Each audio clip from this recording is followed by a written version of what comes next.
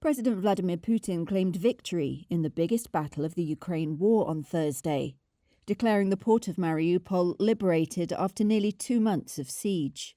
He called off plans to storm the vast Azovstal steel plant, which covers more than 4 miles, and where hundreds of defenders are still holding out. He said they'd be hermetically sealed in instead. Putin's declaration of victory lets him claim his first big prize since his forces were driven out of northern Ukraine last month after failing to capture the capital, Kyiv. This was Putin in a meeting with his defense minister, Sergei Shoigu, at the Kremlin. I consider the proposed storming of the industrial zone unnecessary. I order you to cancel it. This is a case where we must think.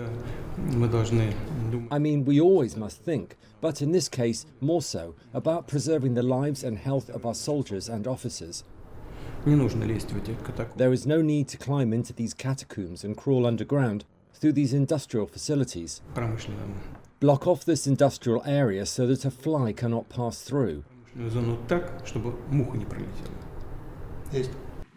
Ukraine's presidential advisor, Alexei Arestovich, said Russia decided to blockade the Azovstal plant because it sustained huge losses there and could not take it by force.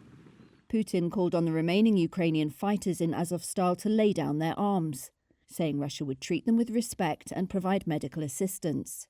Shoigu said more than 2,000 fighters are holed up there, and called Azovstal the de facto headquarters of the far-right nationalist Azov battalion. Moscow has promised to destroy the battalion, which is now incorporated into Ukraine's National Guard. On Tuesday, an Azov commander, apparently holed up at the plant, rejected Russia's call to surrender, but urged that the civilians with them be rescued. A few dozen evacuees left Mariupol by bus on Wednesday, with more evacuations expected.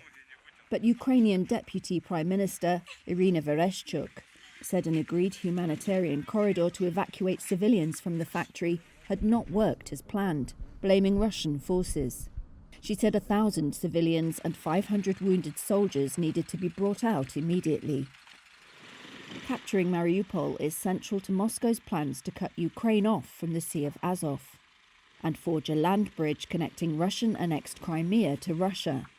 It has seen the worst fighting of the war and its worst humanitarian catastrophe, with hundreds of thousands of civilians cut off under siege.